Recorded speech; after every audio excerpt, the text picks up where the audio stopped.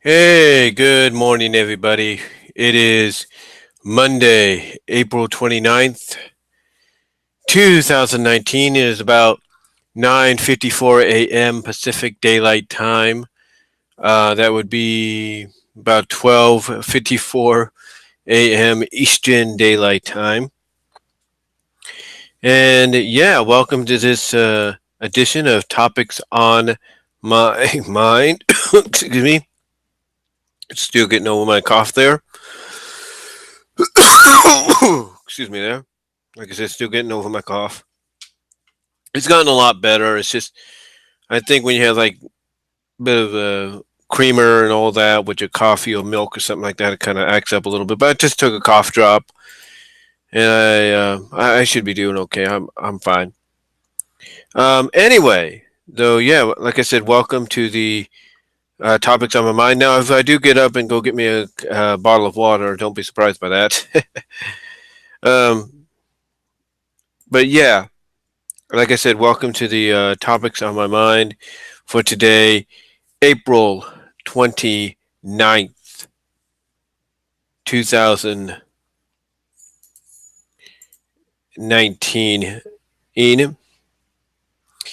Now, normally I would be working on this day, but apparently my job decided to, I guess lately has decided to let everybody know that's closed out the schedule that, yeah, you guys aren't going to get the hours you need, which is kind of unfair. But then again, it's not really. Then again, like I said, it's not really much in the hands of the assistant managers sometimes because of the fact that even though they're the ones that make the schedule, last I heard, the assistant managers got to send it off to region, and if the regional managers and regional front's okay with it, that's fine. If they look at it and say no, you need to do this, then there's not much we can do but just deal with it. But right now, it doesn't really help someone like me. You know what I'm saying? It doesn't help someone like me. Excuse me for a sec.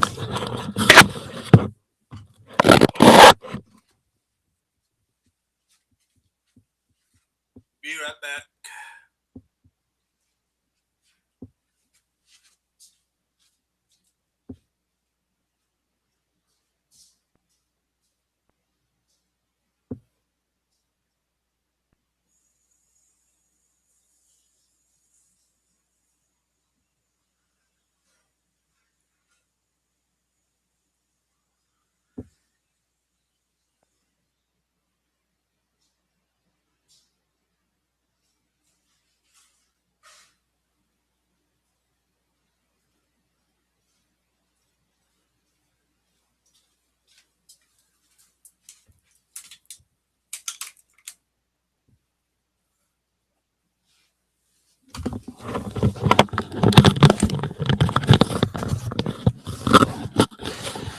All right, sorry about that, folks. Just getting me some H2O, like I said I would.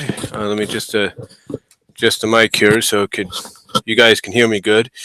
All right, like I said, I was just getting me some H2O, basically Nestle Pure Life, which is one of the best waters you can drink, and it's a nothing against store branded water or anything like that, but nothing beats like branded kind because I think they put more effort in it.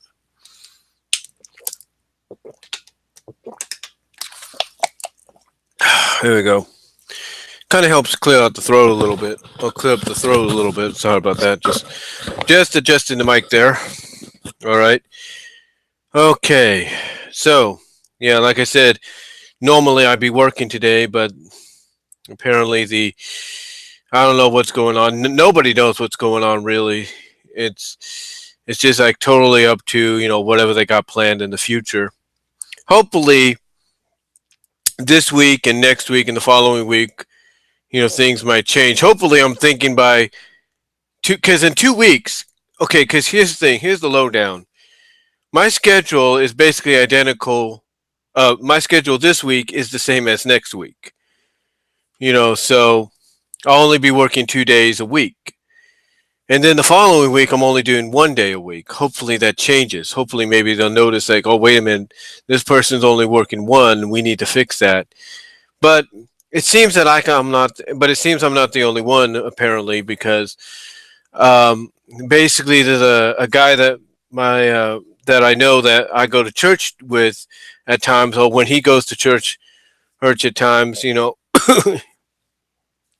when he goes to church, when he gets the opportunity.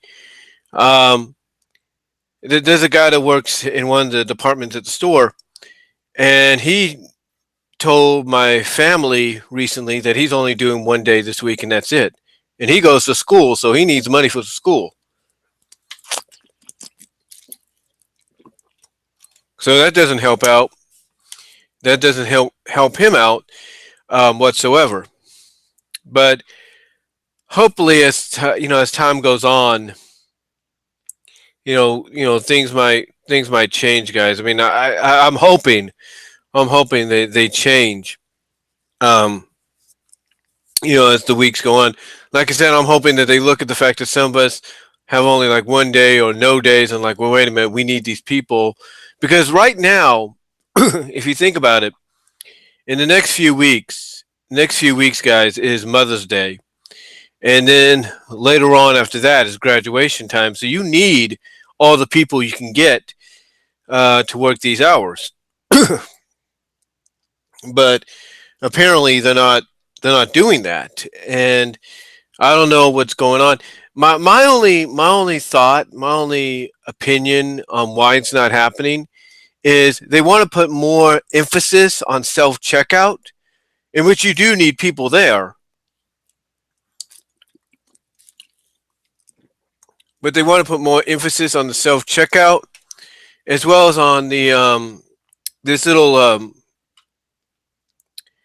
device. It's kind of like a. I'll put it this way. It's like a bigger version of this. It's like a little thicker in the back, and mainly the people that use it, they could check customers out like that. Like they just have to scan the thing, beep, or scan the items, go beep, beep, beep, beep, beep, and then they got like a little thing to put the card in, like insert it or slide it, whatever. Or even if maybe down the line they got the online pay option, they could do it that way. And then pretty much the customer is done and they're out the door. But so I don't know if they want to put more emphasis on those kind of structures or what. I don't know because it's not really helping us. I mean, we are one of the biggest stores in the area. Yeah. Good morning, Valentine. Nice to see you in the chat. But like I said, we're one of the biggest stores in the Central Valley or in our region, in this part of the Central Valley between Newman, Patterson, and Ceres and Modesto. So, like I said, we're one of the largest stores. So I don't know if that's playing into us not being able to have hours. I don't know, but it's getting ridiculous, and even the customers are not happy with the fact that, well, why don't you have enough people, kind of deal.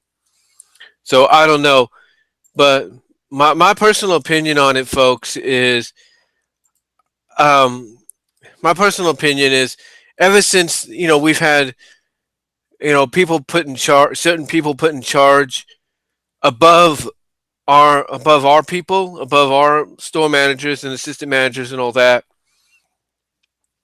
Ever since we've had people put in charge, it's like those people that run the region, not just our store, but other stores in the region that are probably suffering from the same situation right now.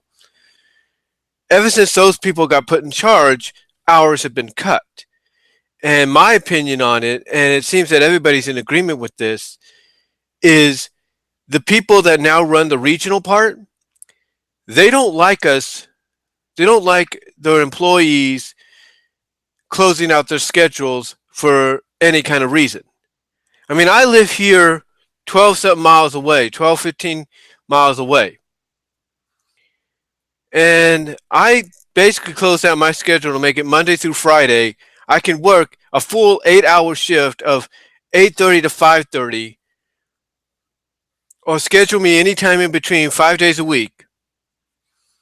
And that was working fine for a while, and I was cool with that. I was making some good money.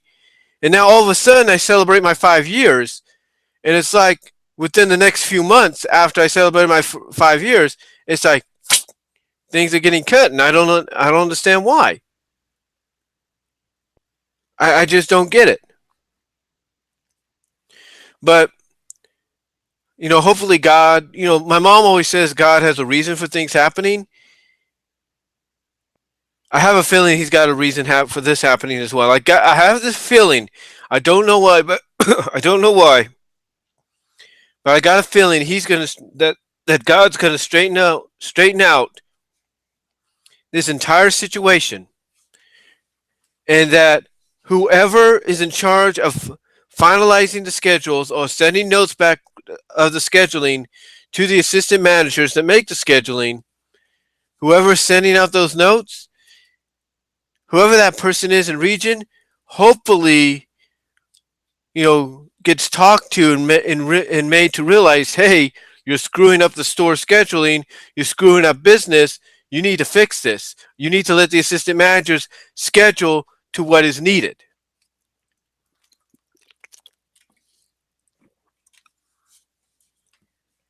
Hopefully that will happen in the future. Hopefully that'll happen in the future. Again, I don't know.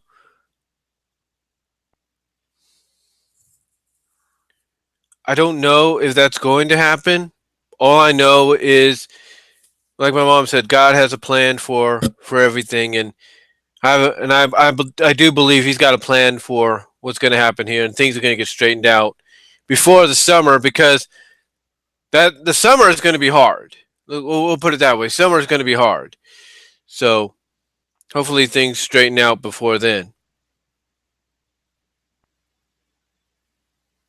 And if I have to, maybe I'll just go and say, look, I can work 8 to 8 if you want me to. I can work between the hours of 8 and 8. If they want me to do that so they can bring me in later, then so be it. Anyway, let's get to the topics here, guys. Before I ramble on, I just had to talk about that for a second. Kind of explain to you guys, why I'm here, what's going on. So anyway, got 6 topics we're going to talk about today. First topic is going to be about Avengers Endgame breaking opening weekend box office records worldwide and continuing to do so. The other thing is we're going to talk about the difference between mature adult movies containing certain scenes. 3, folks still bad mouthing fans of certain animated shows. 4, Netflix's She-Ra series going the LGBTQ route in season 2. 5, what other DLC characters may show up in Smash Bros. Ultimate. And then finally, 6, should next-gen consoles have a cooling system installed in them? So, with that said, excuse me. Okay, with that said, folks, let's talk about Avengers Endgame. Now, I have not seen Avengers Endgame yet. My second oldest sister has seen it with her son. It is a long movie, in case you don't know. It clocks in at 3 hours 2 minutes, and if you need it by the minute, 3 hours is 180 minutes, so it clocks in at 182 minutes, making it the longest MCU movie ever, as well as probably making it the longest comic book movie ever. And already it's bashing record box office records. I'm just adjusting my mic there. It's already bashing box office records all over the world, not just here in the United States, but all over the country. It is bashing box office records. It's already hit, I think, the 1 billion mark, and it's continuing to grow. I mean, let me look that up for a second. But yeah, what I read online is it is just blowing. It's just kicking butt. It is kicking butt here. Let's see. See. Let's type in box office. Here we go.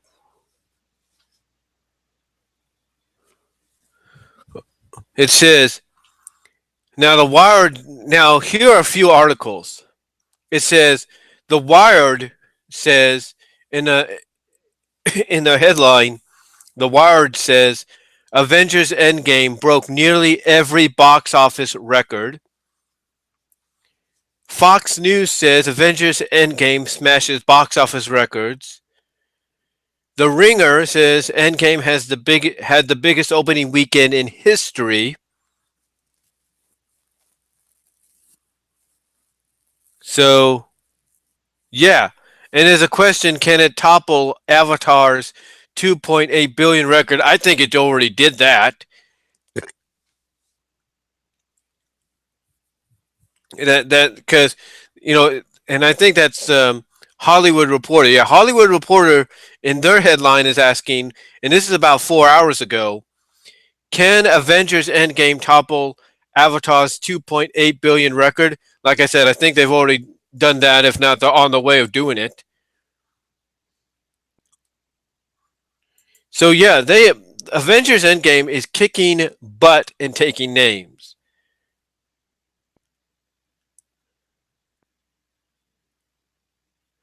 So yeah, it says here Avengers Endgame. When was this article posted? If I can get this thing to, let me see if I can do a collapse here. I'm on the wires, these things pop up and all that.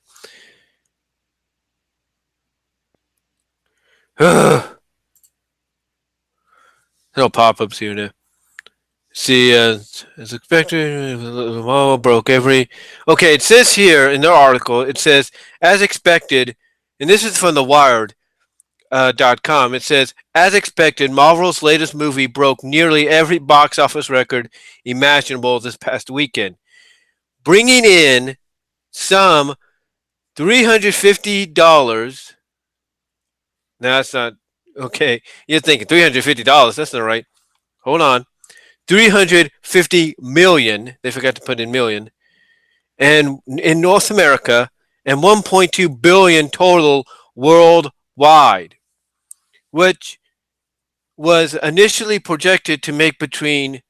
Now, the movie, according to what the Wired's saying, was initially projected to make between 85 million and 9 million, ending up accounting for at least 4 out of every 5 tickets sold in the U.S. over the weekend. It says the movie now holds the record for the largest worldwide opening and biggest North American opening. It is also the fastest movie ever to make $1 billion, hitting that total in just 5 days. That is crazy. That is crazy. In 5 days, it's already hit that mark, and it's going to continue to hit every mark there is.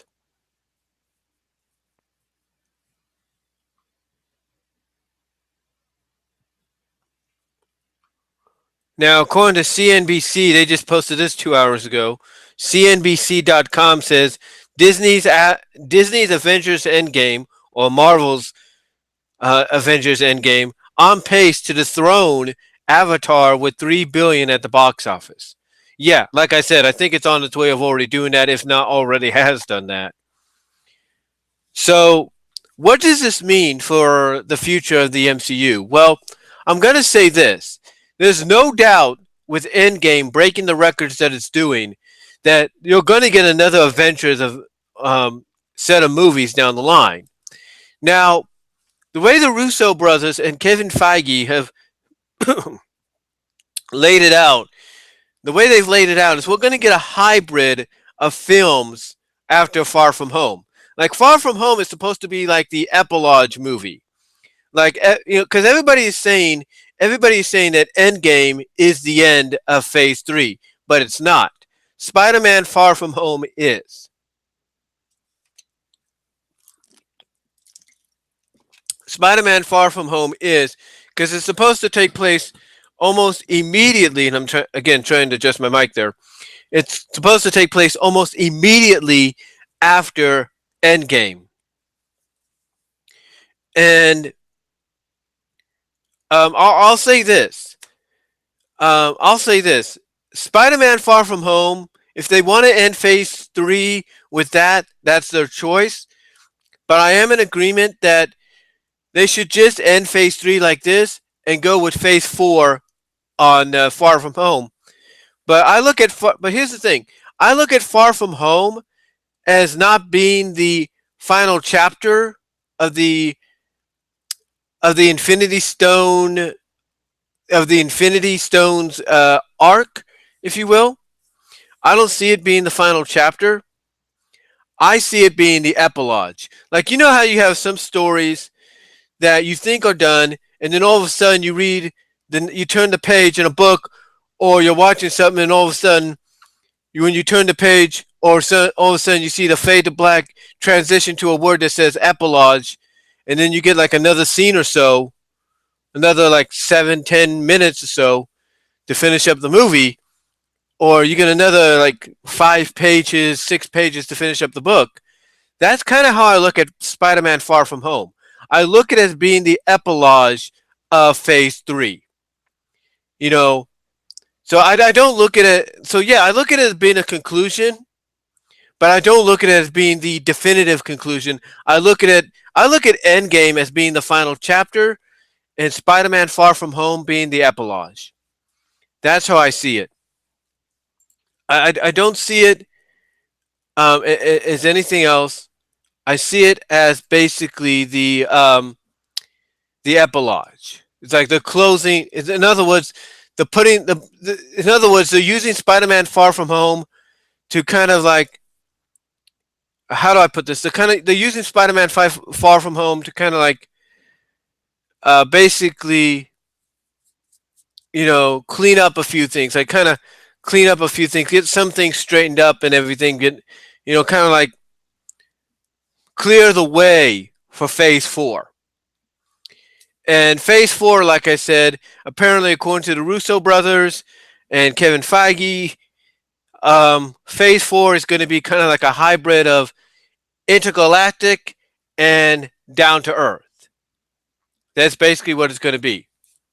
It's like some movies are going to be down to earth, some are going to be intergalactic. Like down to earth, you're looking at movies like, let's say, the Black Widow movie, which if you saw Endgame or you read about the spoilers, you heard people talking about spoilers, uh, the Black Widow movie is going to be a prequel, unless they surprise us with a twist or something.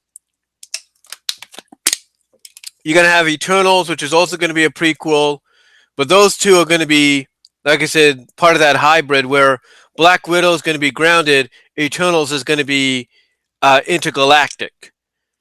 Same with the Guardians 3, that's going to be intergalactic. Black Panther is going to be grounded. What else? Uh, I I don't know. Trying to see. I'm looking at the movies I have right now. Um, I guess Thor, if they want to do another Thor movie, it's going to be like intergalactic, if you will. And then I suppose like Shang Tsung, I think that's whatever that thing, not Shang Tsung, but whatever the Japanese one they're doing is going to be grounded. So there's a lot of movies. It's going to be a hodgepodge, basically. But yeah, I don't look at Far From Home as being the final chapter. I look at it being like the epilogue, like just the last six pages in a book to close out the story, or the last 5 to 10 minutes in a movie to close that out. That's how I look at it. But yeah, Avengers Endgame is on the verge of just becoming becoming if not already become becoming if not has already become the all-time uh, highest grossing movie ever, especially during its opening weekend. I mean, here's the thing. Like I said, I didn't go see it yet, but Lord above, Lord willing, I might try on Thursday. I might try to do what I did when I went to go see the My Little Pony movie back in October of 2017 on its opening weekend. I'm probably, if I get things worked out, we'll probably head out early to go see Avengers Endgame. Maybe, maybe. I'm not making any promises, but I want to try to go and see it. I really do. Um, but yeah, I have to give it to Marvel. I have to give it to Disney. I have to really give it to Disney for letting Marvel do their own thing. Like, yeah, they own Marvel, but letting Marvel Studios do their own thing, be their own entity, and by doing that, they're letting them basically give the fans and give the comic book fans, hardcore fans, casual fans, give them what they've been wanting for a long, long time, and that is a movie that's almost similar to what you read in the comics. So, but yeah, Avengers Endgame just blowing up the box office, and can't say any more than that. Congratulations to the cast and crew for really hanging in there with us, or hanging in there for these 22 films. And yeah, there are some original cast and crew members that still have movies uh, to uh, to film in the future, like Chris Hemsworth, Hemsworth, and oh yeah, Chris Hemsworth, Christopher Platt, uh, Zoe Saladina, um, Scarlett Johansson. They still have movies they got to do. Like I said, the Black Widow movie. Again, if you saw Endgame, you know exactly what that's going to be now. Unless they give us a twist, and they're known to do that. So yeah, they still have some movies on the dock. We got some series coming out because of this that are going to tie in to the movies, and they're going to have, from what I understand, if you watch John Campy or John Campa here on YouTube, he's even mentioned it. Um, Even the Lex Man, who does wrestling reviews, has mentioned it. These specials, or these shows that are coming on Disney Plus, are going to have big movie budgets behind them, so they'll feel like you're watching an hour-long movie. It's what it'll feel like. So you got what two movies are going to tie into this? Or three series, I should say, are going to tie into this. You got sort of a limited series in Hawkeye with Jeremy Renner. You got Falcon and Winter Soldier, and you got Scarlet Witch and Vision. So it's going to be really interesting what happens, how they set all that up, especially Scarlet Witch and Vision, because like I said, if you've seen Avengers, you know that there's certain characters that don't come back because of what has happened in the previous film or what has happened in this film. So, going to be really interesting how they set all that into motion. And of course, you got Loki coming as well. They kind of gave us an idea. From what I understand, from what people have said, if you watch the movie, they kind of give you an idea of how maybe that's going to come to be, how Loki's going to, get, appear in his series and, be alive for that, if you will. So, anyway, though, yeah, like I said, congratulations to Avengers Endgame. I plan to try. Again, I want to try to plan to go and see it this Thursday because I will be off on Thursday if I'm not tired or anything.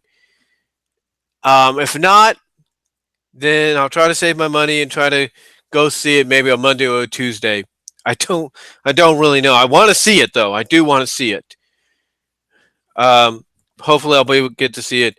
Um, like I said, this Thursday or maybe the week after. We'll see what happens.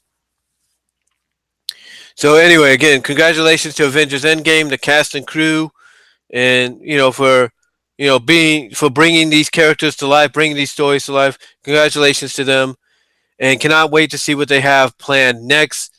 Again, like I said, I look at Spider-Man: Far From Home as being more of an epilogue, part to Phase 3 instead of a final chapter, and then whatever they got planned afterwards for Phase 4, which I think is going to be Black Panther or Doctor Strange, one of them.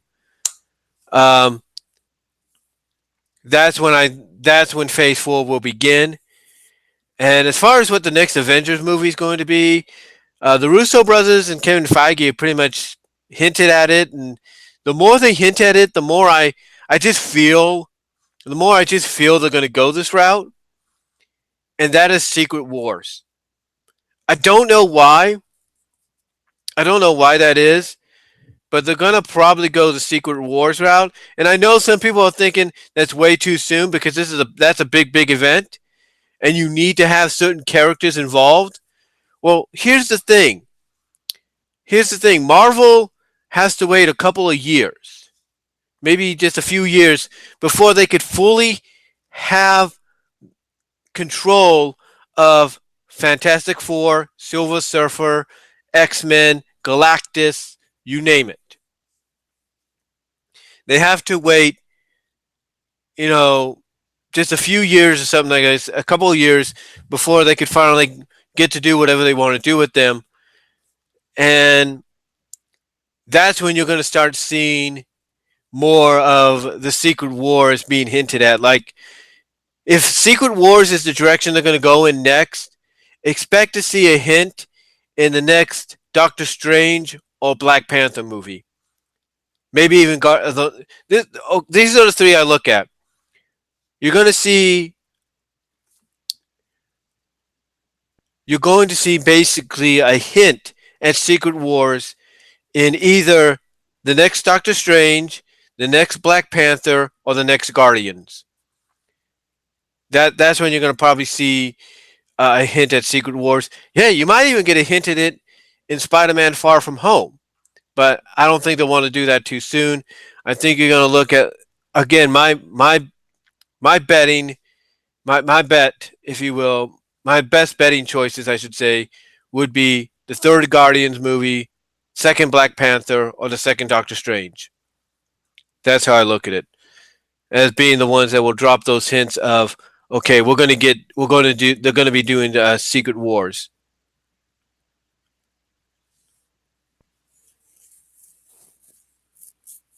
Yeah, I'll probably talk about the whole MLP thing in an audio live streams a little late, a little bit after this one.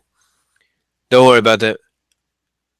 That don't worry about that, Valentine. Yeah, and I do like that Twilight's learning how to rule Equestria, and Goga has plans with partners and all that. Yeah, I'll get into that because they do have a synopsis coming up, which I think kind of builds off of what the premiere kind of hinted at. And that synopsis is actually for the 13th episode, which is going to be before we get a break, hey, the hiatus. Anyway, again, congratulations to Endgame for breaking those records. Congratulations to the cast and crew for giving us some great movies to watch at any time we want and enjoy when we can. And yeah, again, congratulations to them for achieving that goal. All right, next up. This is going to be seem a little strange to people when I talk about this, but let's talk about the difference between mature adult movies containing certain scenes. Now, you're probably wondering what I'm talking about, right? Well, here's the thing. From what I understand, folks, um, people have told me about the fact that when it comes to certain adult films, that we all know that from what I understand, when it comes to certain adult films, more than likely, and no offense to anybody when I talk about this, but more than likely, you're going to get one or two certain scenes in there. One or two, maybe three certain scenes, and those are lesbian scenes.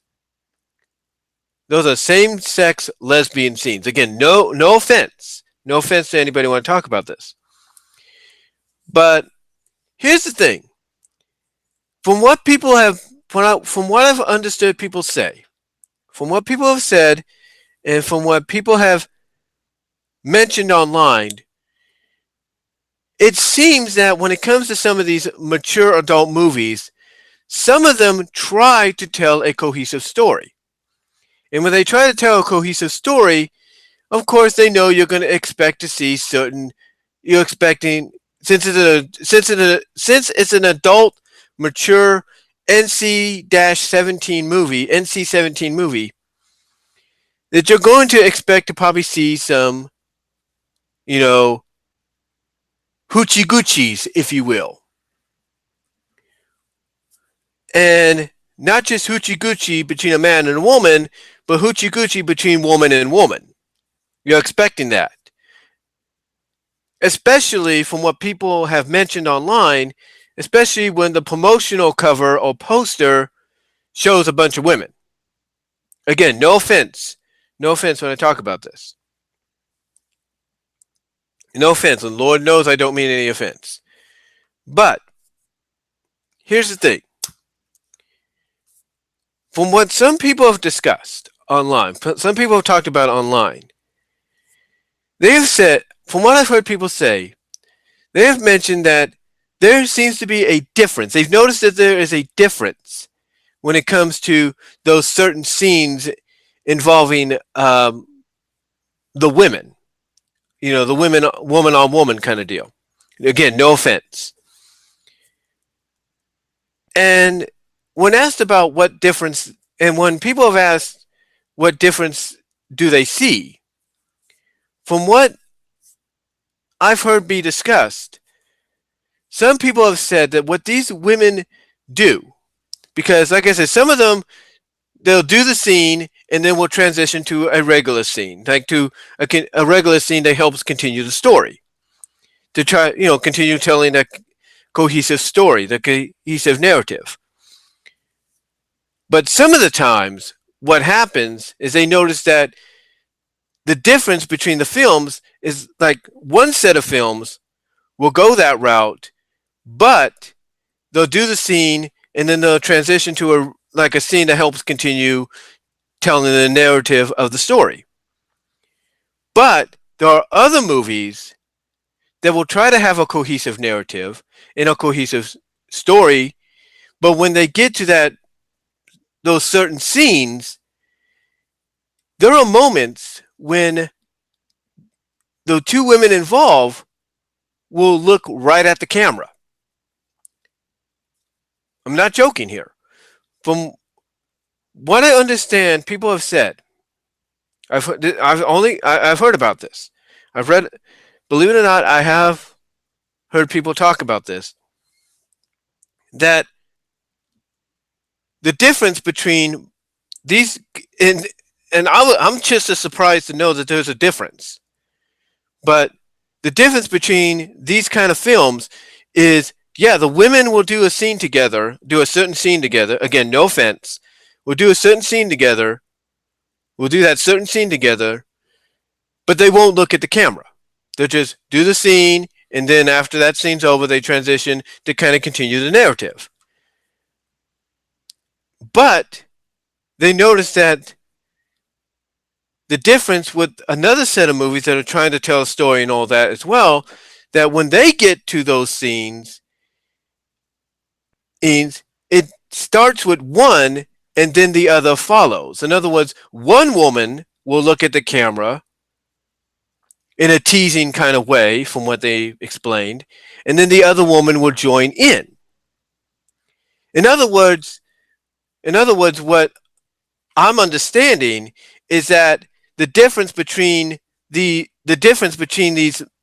movies having women having the same sex scenes between the women, and again, no offense, is you have one group, oop, you have one set of movies where you could have a same sex lesbian scene where the women will do the scene and then they transition to another scene after that to continue telling the story. Well, on the other hand, the women will do the scene, but at the same time, they'll break the fourth wall. In other words, they'll acknowledge people watching. You know what I'm saying?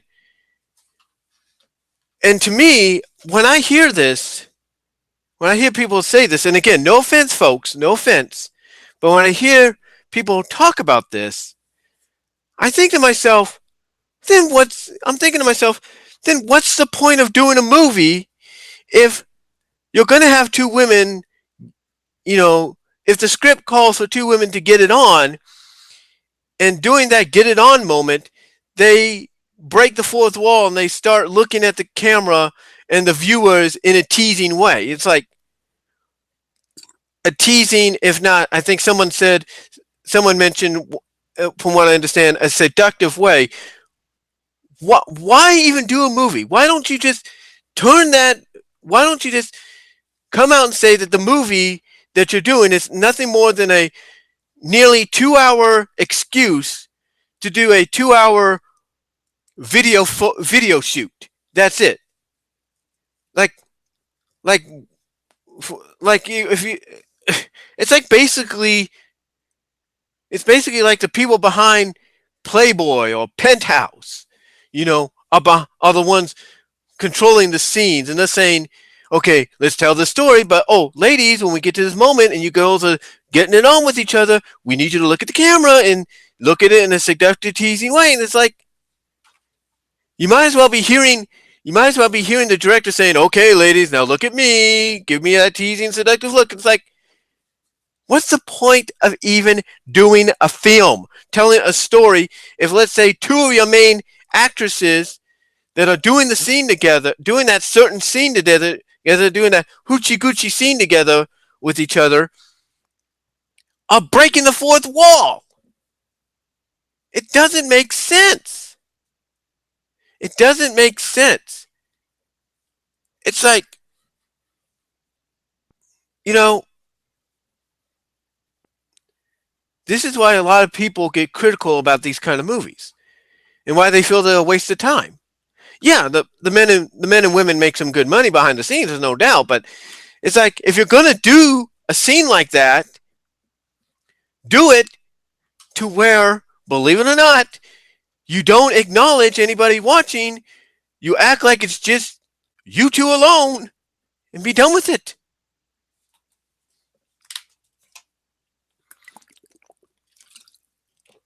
That's it. Because when you do that, because here's the thing, if you do that, what's the point of even doing the scene? And hello, Dwayne Francis, nice to see you. But nice to see you in the chat, that is. But like I said, what's the point of doing the scene if in that scene, like I said, two of your main actresses that you are having doing the coochie coochie with each other are breaking the fourth wall? It doesn't make sense. You might as well be turning that, again, like I said, you might as well just be hearing the director saying, okay, ladies, look at me now, give me that seductive. It doesn't make sense. It doesn't work. And you know what it does as well? It takes you away from what could be an enjoyable, from what could be a good and actually pretty good story. Believe it or not, it takes you investment in what could be a good story, a good narrative, alongside that, along with that, if you will. It takes your investment, your intrigueness.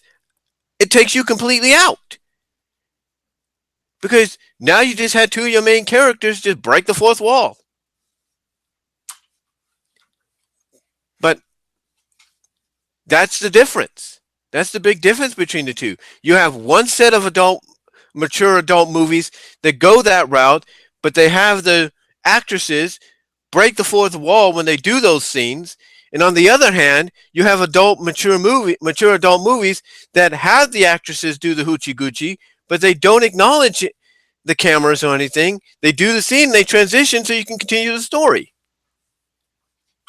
I, I don't understand it. I don't get it. What sense does it make to go that route? To go the route where, like I said, you're going to have people break the fourth wall. It doesn't make sense. You know what I'm saying? It does not make sense. Anyway, let me know what you guys think about that. I'm pretty sure you guys might find that interesting to talk about a little bit. All right.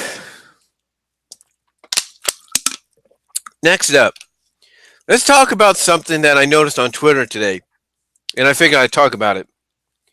And Valentine, Dwayne, I'm kind of glad you guys are in the chat. But get a load of this. So today on Twitter, I'm looking around, and I noticed somebody commenting on a picture that they found online. And it's a picture that says FCK MLP. Yeah. And somebody pointed out that people were still hating on people like this individual that posted this, hating on people like him, me, people in the chat, bronies, Pegasuses, fans of My Little Pony Friendship is Magic, that even into its final season, the people are still hating on us about it. And why? Why do people hate on those that like certain things? Why? But because it's not cool? Look, everybody has a right to like what they like and dislike what they don't like. That's the way things are. You can't just say, oh, let's bully these people. Let's say screw these people. Let's do this to these people. Da da da da da. Just so you could think, yeah, if we continue doing, just because they may think, oh, we continue doing this to these people and start saying and all this and that, they'll finally stop watching this stuff. It doesn't work. If it worked, if that kind of stuff would have worked, guess what?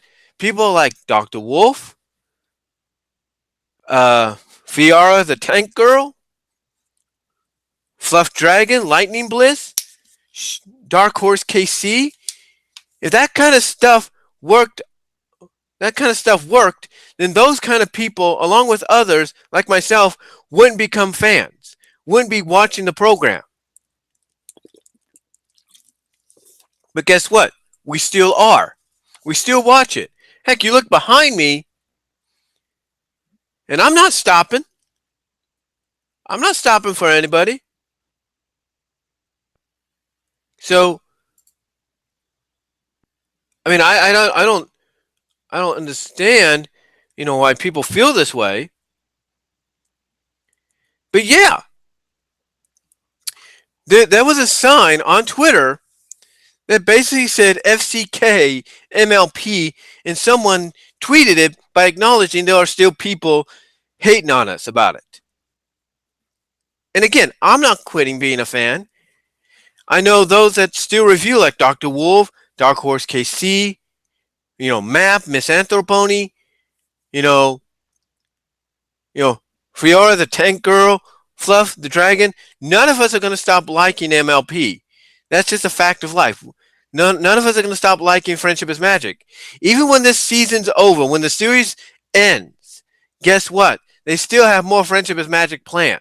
They have a special in December. They have the comics still going. And there are people out there like myself. There are people like Josh Scorcher, aka Firebrand, and his fiancee Aramel, that still have episodes to review from previous seasons. So it's going to be a long, long time before any of us give up on being a fan.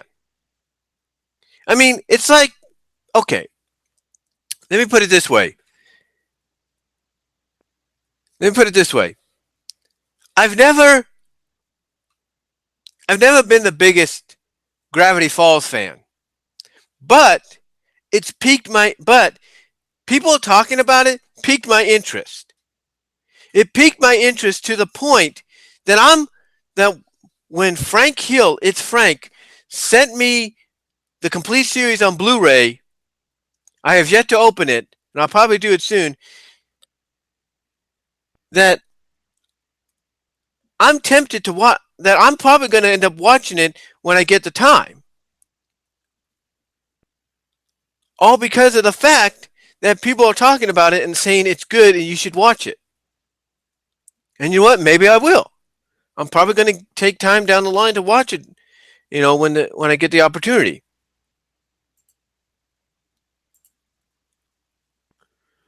The point is, ladies and gentlemen, you cannot dislike somebody. You cannot keep bad mouthing somebody because they like something you don't think is cool. It's like people bad mouthing those that like Star versus the Forces of Evil. It's like people bad mouthing those that like Korra, Legend of Korra. People bad mouthing those that like Avatar, the Last Airbender. Excuse me, there. It's like people bad mouthing those that like Gravity Falls or like Adventure Time or Steven Universe or even Game of Thrones. I mean, come on. Come on, if somebody likes something, let them like it. It's their choice. You can't just badmouth somebody because you think, hey, if we keep badmouthing them, they'll stop watching this stuff. That's not how life works. Okay? That's not how life works. Like I said, if that's how life worked, a lot of us that are fans of MLP right now and fans of other content out there would have stopped watching those kind of shows a long time ago.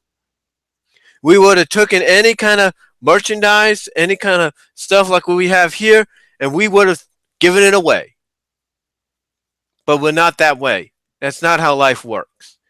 So I don't know why people. So here's the thing. I don't know why they keep bad mouthing. People wonder sometimes why. Like, I'll give you hold on for a second. Hold on for a second. I gotta use the restroom for a second. Hold on.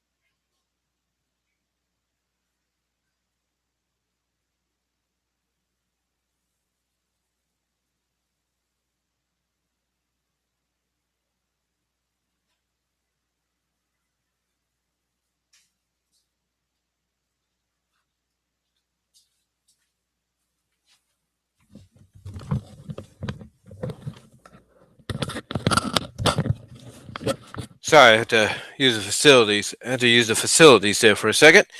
But like I said, it's nothing is ever going to change. No one is going to have their minds changed all because of the fact that people keep bad mouthing them. It's not going to happen. It's like somebody liking Star Wars. You can't stop them from liking Star Wars. Okay? It's like there are people, believe it or not, that like The Last Jedi. Nobody's going to stop them from no one's going to badmouth them or badmouth the love of The Last Jedi just to get them to stop watching it and liking it. If they like it, they like it. You know? I mean, look at this. The Beatles, right? My mom loves the Beatles. Do you think somebody bad mouthing her saying, "Oh, you shouldn't be listening to the Beatles because they're a band that no longer exists and all that. That's stupid." Do you think that's going to stop her? No. She's going to continue loving the Beatles as long as she wants to. Point is, ladies and gentlemen, just because somebody likes something doesn't mean you should badmouth them about it. And I don't know, again, I don't know why people continue to do that. But like I was saying, I wouldn't be surprised because I think it was earlier this year or late last year. I think it was earlier this year. There was a convention in Dallas, Texas. I think it was Dallas, Texas. Yeah, I think it was in Dallas. It was the Harmony Con or something like that. And something happened late at night. And everybody, something happened late at night, early in the morning, some kind of bomb threat or something like that. And everybody had to evacuate. Everybody had to evacuate the hotel. And I don't know if they found anything or it was a false alarm. But I'll say this: if it was a false alarm and someone did that to scare those people there, and by the way, this was a MLP convention, but to scare the attendees and all that there, all because maybe what? They don't like the fact that people like MLP? Big. uh, Guess what? Their tactics, if that was the plan, didn't work. It's like, okay, a couple years ago, I did a video. Someone attacked, someone let off a gas bomb or something like that. I don't know what it was. My finger hit the mic there. I do apologize. But somebody let off a gas bomb or something at a convention in Chicago. It was a furry convention. And thank God people got out of there safe. But, you know, there was some people that hailed the smoke, so they needed a little bit of help. But point is, I think the people that did this, the culprits that did this, got apprehended later on. But anyway, someone decided, a couple of people decided to set off smoke alarms or something like that, set off some kind of situation, all because of the fact that they didn't like people being fans of furries or dressing up like in furry anthropomorphic outfits. Well, guess what? If they want to do that, that's their choice. It's none of your business. Just because you don't like something doesn't mean you have to threaten them or put them in harm's way just because you're thinking, oh, if we do this, that'll teach them to be fans of this and maybe they'll stop being fans. That's not going to work, folks. It's not going to work. So what these people need to understand is if they don't like something, fine. You don't like it, so be it. But if other people like it, leave them be. That's how life is, guys. That's how life is. So that's how I look at it. People, if they want to keep bad mouthing, let them keep bad mouthing. Guess what? Nothing's going to come of it. Nothing is going to come of it. All right. Next up. Next topic on the docks. Netflix She-Ra series going the LGBTQ route in season 2. If you don't know what I mean, Clownfish TV here on YouTube did an article on this. And apparently, Nicole Stevenson, I think that's her name, Nicole Stevenson mentioned in a hyping up season 2 that it was going to be more about relationships, intimate relationships. Relationships between the characters that might just become more like a stronger friendship or something, but also intimate, especially between certain characters of the same gender. And especially between two characters that are on opposing sides.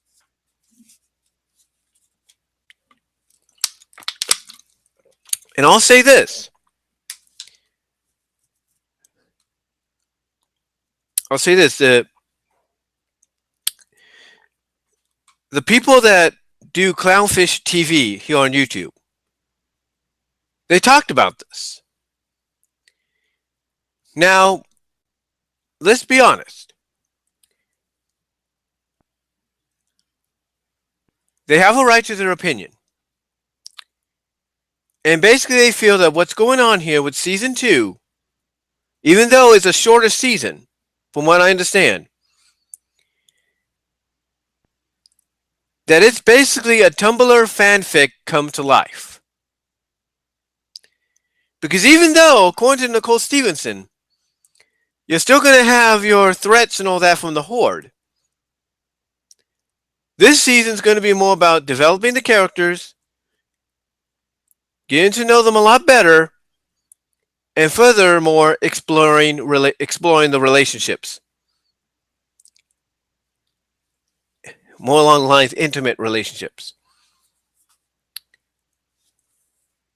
Especially, from what I understand, two characters on opposite sides that were the best of friends. And obviously, last season they teased it. And I guess this season they want to go further with it between Adora and Catra.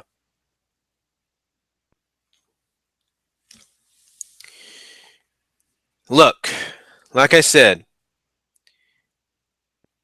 Nicole Steve. Look, I'll put it this way: not everybody's going to agree with Nicole Stevenson's or Noelle Stevenson, and not Nicole Stevenson, but Noelle Stevenson's uh, interpretation of She-Ra.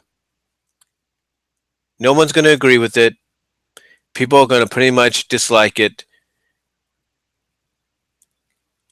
And if the dislike wasn't evident before, it's going to be now. Because you're pretty much saying that, yeah, we're going to keep the story arc of the rebellion versus the Horde still intact, but we're going to focus more on the relationship between the characters, more so the intimacy between certain characters of the same gender. Now, look, this is not the first time an animated show aimed at kids, an older demographic of kids, that is. It's not the first time a show has, gone this route. Steven Universe has gone this route. In fact, they've gone the route since they began. Since that show began, they've gone this route. They just made it more evident in the past several seasons. But when you grew up, on a franchise like She-Ra, the last thing you expect any interpretation of She-Ra to do is to go a route that that you would consider to be off limits to a franchise like She-Ra. But Noelle Stevenson, I think that's her name, doesn't think it's off limits. Now, Noelle Stevenson, of course, is bisexual, lesbian. She's part of the LGBTQ community, and she has all the rights to that as she wants to. That's her choice.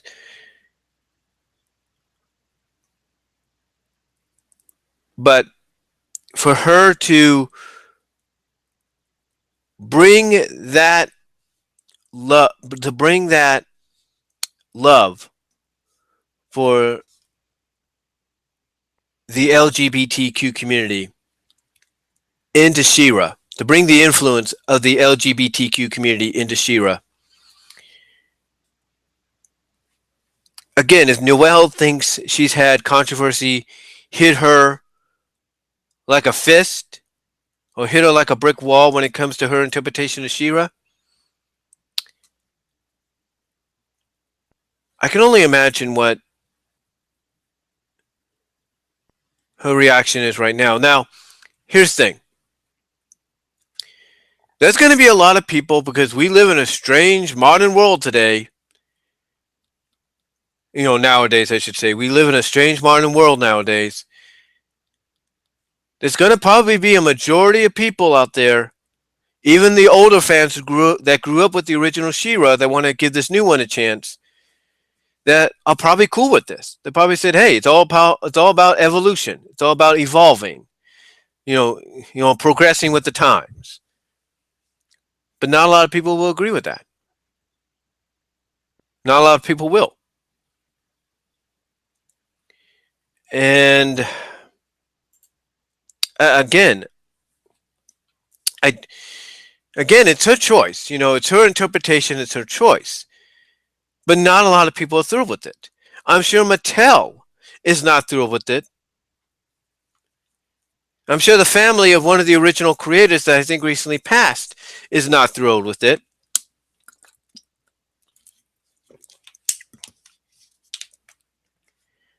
So I don't know. I don't know what the reaction is going to be overall when it's all said and done. When everybody has had a chance to watch this new season. Because what's funny is, and again, credit goes to Clownfish TV. Credit goes to Clownfish TV. They showed a clip at a convention where they were promoting the second season of She-Ra. And in this clip, they were, I guess, either, I don't know how you would view it, but, excuse me there too. But they were either parodying, they were either they were either doing a parody, a satire, or homage, or an amalgamation, yeah, yeah, amalgamation of all three, whatever. An homage, satire, parody. They showed a scene where the new She-Ra characters, the new interpretations of the She-Ra characters, were playing a board game, an RPG board game, where the figures that they were playing as represented themselves, but they represented them as the way they saw them. And they got to a scene where this version of Bo was sick and tired of his character getting destroyed and killed. So he decided, okay, I want to do the planning. Let me take charge here for this board game, this RPG game they were doing. And what happens? We end up seeing them do an interpretation, like I said, either a satire, parody, or homage to the original She-Ra and the original She-Ra designs. And guess what happened? When they showed that scene where they were doing that satire, parody, homage, whatever, to the original She-Ra and She-Ra designs, the crowd erupted in positivity. The crowd applauded it. And it wasn't an applaud of, yay, you made fun of the thing. Yay, that's great. No, it was an applaud of, yes, this is the She-Ra we want to see. Yes, this is the She-Ra we want. They were trying to send a message to Noelle Stevenson and those that she works with that that's the She-Ra they want, not this She-Ra. But she didn't listen. Now, well, I wouldn't say she didn't listen, but if she did listen, hopefully I'll put it this way, if she did hear that reaction and they have a third season planned, not saying they do, but if they do have a third season planned, hopefully they'll take that reaction and the reaction everybody else is given to seeing that just that one part, even if it was a parody, satire, homage, whatever, and probably start thinking, okay, maybe there is something to the original She-Ra that fans like, and maybe we can interpretate that. That's the way I look at it. That's the way I look at it. Because honestly, folks, I don't know what else she could do if they do a third season. I mean, my honest opinion, folks. My honest opinion. Okay? My honest opinion is I think that if they have a third season coming, that they should try to do a crossover. They should do a crossover with the original She-Ra. Like you open up a dimensional portal, some kind of, because we've seen this done in other shows. You open up a dimensional portal to another world, to an alternate world or whatever, to another world similar to where they live on, to another what's the name of uh not Eternia, what's the,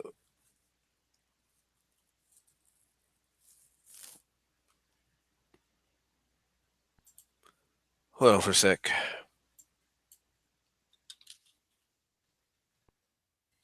Let me check here.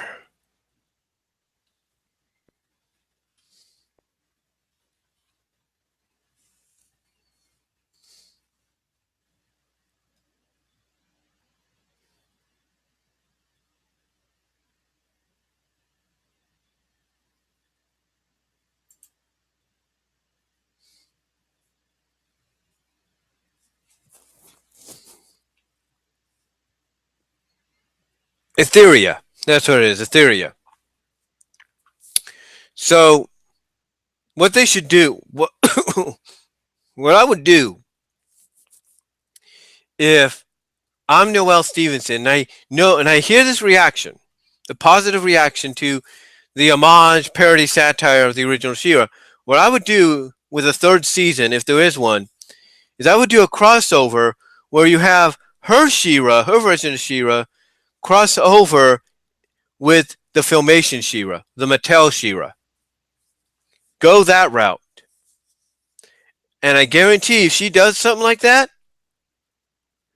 where they cross into another alternate version of Etheria, her She-Ra, her She-Ra characters crossing over to another version of Etheria, and they cross over and bump into and team up maybe with the Filmation She-Ra in her group. I guarantee that folks, if they hear that's going to happen, will go crazy. They'll want to see. They'll want to. That'll probably end up being one of the more watched episodes, and because of that, they're going to want to see more of that She-Ra. So again, if there's another season planned out, that's something I would do. But again, getting back on topic, yeah, apparently this season, they're going that route of the LGBTQ. I don't know how far they've gone. I haven't watched the second season. Haven't even watched the first season, so I don't know. But again, I don't know, how far they're going to go. Oh, now that they've gone this route, I don't know how far they've gone on or how far they will go.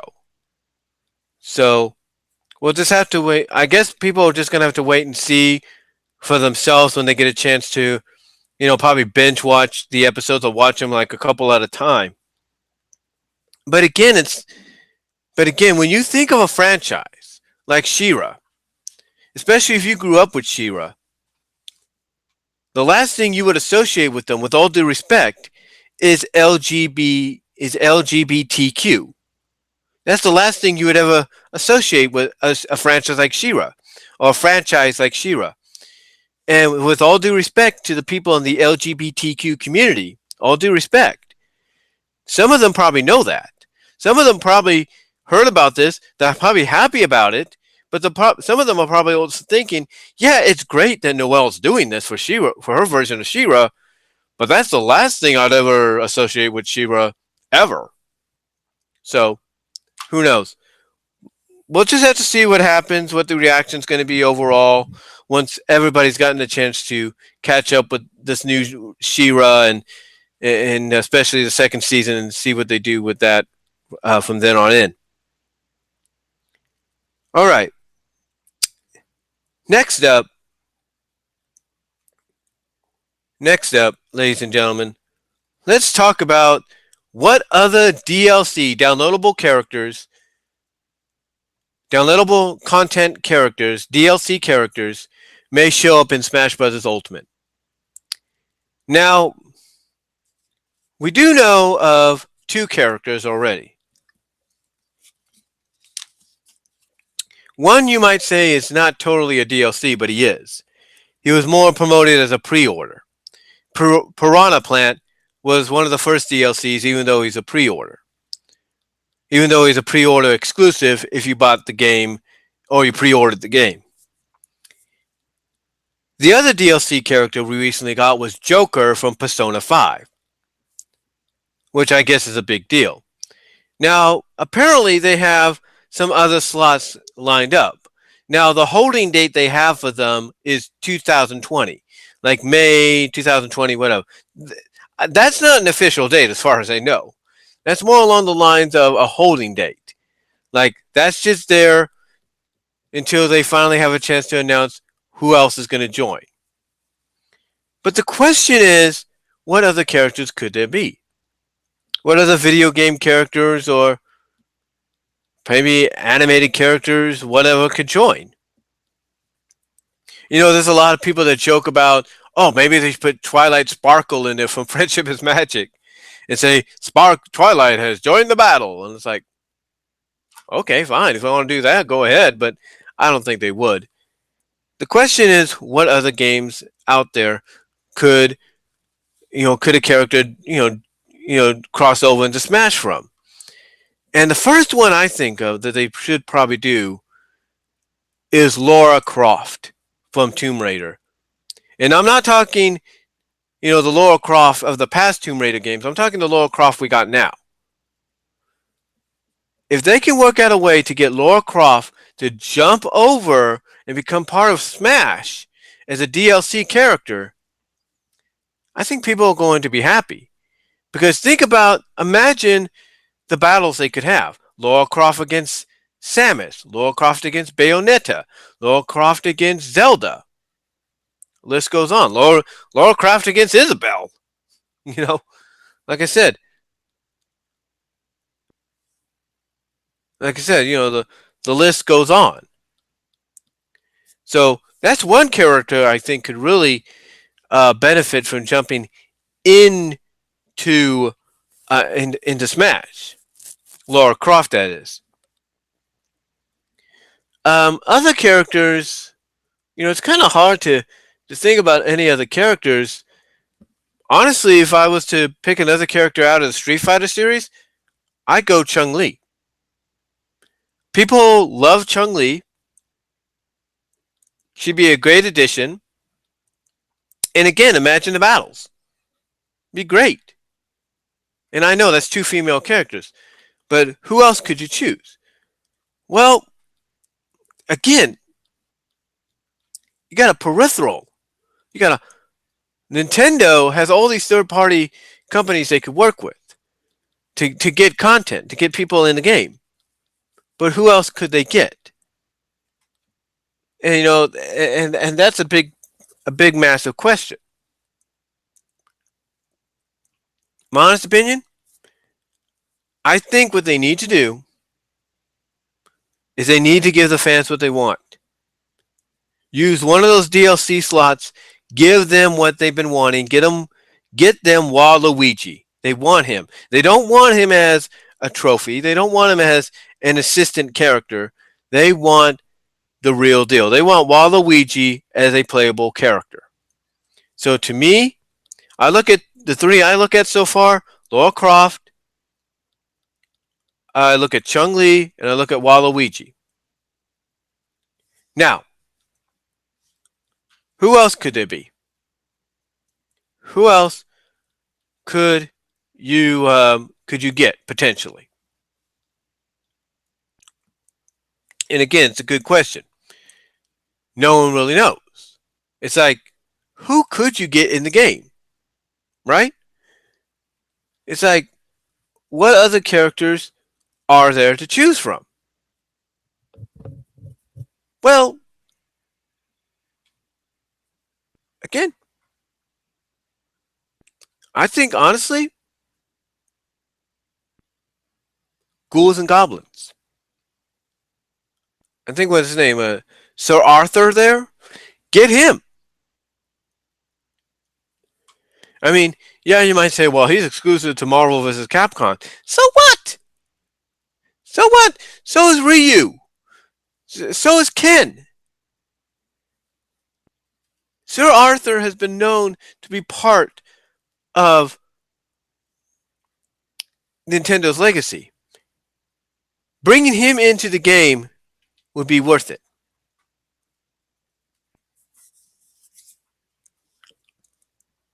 Who else? Who else? Oh, I'll tell you. Tell you. This one might be a surprise. Well, maybe not a surprise, but it should be something they should do for a DLC. Tails, Miles Prower, bring him in. Bring that guy in. I guarantee you, people will love that.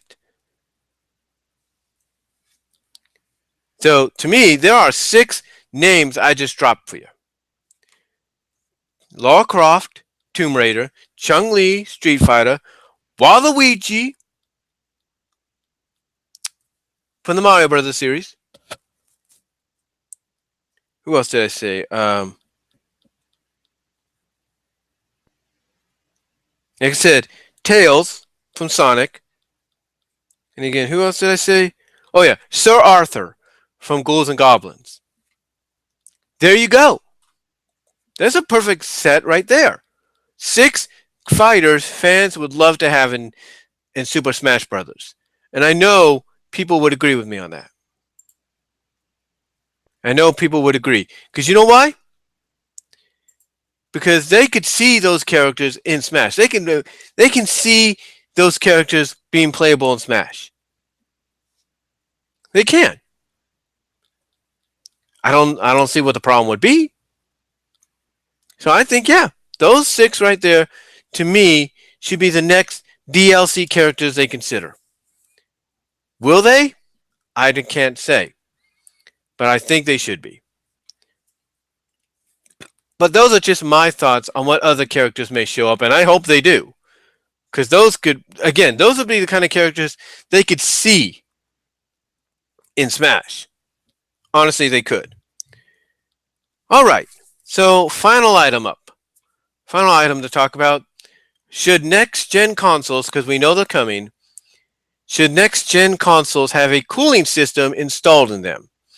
Now, the reason I bring this up, folks, is because this past weekend, back on Saturday, I think it was Saturday or Friday. Now, it was actually Saturday night. I was doing a live stream as well as video capturing my my WWE 2K19 game. I was doing my version of the Crockett Cup because this past Saturday, the NWA, along with the NWA, the National Wrestling Alliance, along with Ring of Honor and CMLL out of Mexico, and a few, and I think New Japan and New Japan, I believe, brought back the Crockett Cup. The Crockett Cup was a tag team tournament which happened in the mid to late 80s, early 90s. And they brought it back. Not as big as it used to be. Just, I think they had like 8 teams or something like that. And I decided, you know what, I'm going to do my own little version of it. Created a new set of tag team championships called the DCWA/CAW National Heavyweight Tag Team Championships. And what happened was I was in my second match of the night. And all of a sudden, as I'm streaming and I'm doing a video capturing, all of a sudden the game crashes or the game comes to a stop. I get the blue screen and it says PS4 is getting too hot. Need to shut down. And I look down at my PS4 and it goes from having the blue light to having a red light. And I'm thinking, what's going on here? So I do what's needed. I close out my game. I I close out my game. I eject the game. Then I turn off my system. Then I go online here on the internet and look up what any kind of solution. And the main thing they tell me, the main thing I find out, and then I discover for myself, is that part of the reason is dust. So they advise clean it out. So that's what I do. I unplug my PS4, I blow into the back, and out comes a lot of dust. And I'm thinking, ugh, you know, yeah, a lot of dust. Then I take a microfiber cloth that I have, and I wipe the top, I wipe the side, and there's a lot of dust. So apparently it gathered a lot of dust throughout the time. So what I did afterwards is I plugged it back in, and while it was unplugged, it kind of had time to. While it was unplugged and I was cleaning, it had time to cool off. I also unplugged my video capture device because it kind of gets hot too. So anyway, long story short, I did everything that was needed. So after a bit, I turned it back on, didn't play no game, and I just let it run. I just let it run for about a couple of minutes because I read online somebody said they had done it, and after 10 minutes, it said it was hot still. So maybe it was just I don't know what it was, but I waited and I gave it 10 minutes. I watched a little bit of YouTube and nothing happened. Nothing came up saying, okay, and nothing occurred. No blue screen came up saying it's too hot or anything. So I'm thinking, okay, cool, everything's fine. So I turn it off, and then a little later, I turn it back on. Everything's still good. So I decided to test out playing my game again and kind of finishing up the Crockett Cup deal. But instead of doing a live stream, I just decided to video capture it just in case. Just in case I have the similar issue again. No issue. But I'm doing one match at a time, and then I decided to test it by taking it and going 2 matches at a time, and again, no issue. So I'm thinking, okay, everything's fine now because, like I said, I cleaned out the dust and everything, as well as I took my 2 controllers that I had on top of it, along with my headset that I had along with it, off of the top of my system because because what I also read is you're not supposed to have anything on top of the system when you're playing it. So, because I guess it causes it, because I guess it makes it hard to breathe or something. So basically, I did everything I needed to do, and so far, thank the Lord, it's working properly right now. I have it off right now, so it can definitely be cooled off. So, thank the Lord, things are going okay. But I do plan, basically, because I have this in my Amazon queue, I do plan to go and buy a cooling fan, which is highly recommended. Basically, put on the bottom of the PS4, as well as a dust cover, so that way no dust will get in it. So, yeah, that's what I plan to do for my systems. But the reason I bring this topic up is we all know that the PlayStation 5 is in development. It's scheduled to come out either next year or the following year. We know that Xbox has another console in the works besides the old digital console they've released or going to be releasing. So, should these next gen consoles have cooling systems installed in them? I think they should. And honestly, again, like I said, I think they should. That way, now you might say, well, that's going to raise the cost a little bit. It might, but you know what? If they want to, if Sony and Microsoft and even Nintendo, but mostly Sony and Microsoft, if they want to please their customers, then I would highly recommend, then I think they should, in my highly recommendation, I think they should install cooling systems. I think they should. Because they know there's going to be people that are going to, they should know that there's going to be gamers out there, hardcore, casual, whatever, they're going to probably spend time playing games or watching YouTube or Netflix on there, and they don't want to have to deal with another message popping up. So, my opinion, my thought is perhaps is, and what I believe they should do is add a cooling system so that when it gets to a certain temperature, it can start cooling it off. You know, that way there's no problems or anything like that in the future. So honestly, that's what I think they should do. I think honestly they should install a cooling system into the game, into the consoles, so that when it gets to a certain point, it feels like it's going to get hot and maybe have to shut down. It could cool down itself. That way it won't interfere with the gameplay. It'll cool it down, and you'll have, and as a result, they will have place Sony and Microsoft will have happy customers, happy consumers. You know what I'm saying? So I think yes, the next gen consoles should have cooling systems installed in them, so that way, nobody has to deal with the issue of getting an overheating message on their television screen while they're trying to play a game, and that game ends up crashing because the system's getting too warm.